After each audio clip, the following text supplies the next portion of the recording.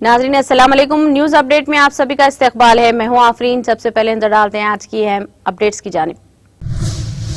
वज़ीर आज़म नरेंद्र मोदी ने सीबीआई और सीवीसी का नए भारत नई सोच के आड़े आने वाले पुराने तरीकों को तब्दील करने की अपील करते हुए कहा कि दोनों आला एजेंसियां कानून को इस तरह से नाफिज करें जिससे हुकूमत में गरीब और ईमानदार मजबूत हों और बदउनवान मुजरिम बाहर जाएं। कौमी तहकीकाती एजेंसी ने बुध की सुबह वादी कश्मीर के मुख्तलिफ अजला में कई मुकामात पर छापे मारे।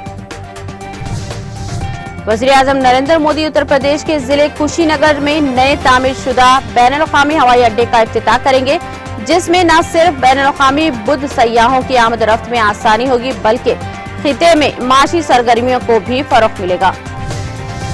सदर जमहूरिया रामनाथ कोविंद बिहार असेंबली की सदे साला तकरीब में शिरकत करके असेंबली अरकान से खिताब करेंगे।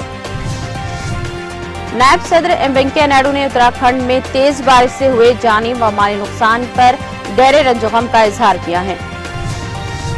कांग्रेस की जनरल सेक्रेटरी प्रियंका गांधी के उत्तर प्रदेश असेंबली इंतखाबात में 40% खवातीन उम्मीदवारों को टिकट देने का ऐलान करने से बेशतर सियासी जमातों के सामने एक नया चैलेंज खड़ा हो गया है, लेकिन बीजेपी समेत बेशतर सियासी जमातों ने कांग्रेस के इस फैसले को सिर्फ सियासी ड्रामाबाजी करार दिया। बैनुल-अक़वामी बाजार में खाम तेल की कीमतों में तेजी के दरमियान वज़ीर आज़म नरेंद्र मोदी बुध के रोज तेल और गैस के शोबे की आलमी कंपनियों के चीफ एग्जीक्यूटिव अफसरान और माहिरीन के साथ वीडियो कॉन्फ्रेंसिंग के जरिए बातचीत करेंगे। जम्मू कश्मीर के जिले पूंछ के मेंढार इलाके के नारकिस जंगलों में सिक्योरिटी फोर्सेस और जंगजों के दरमियान झड़प बुध को मुसलसल 10वें रोज भी जारी। मध्य प्रदेश के वज़ीर दाखिला डॉक्टर निरुतम मिश्रा ने आज कहा कि रियासत में फिरके वाराना हम आहंगी को खराब करने वालों के खिलाफ सख्त कार्रवाई की जाएगी।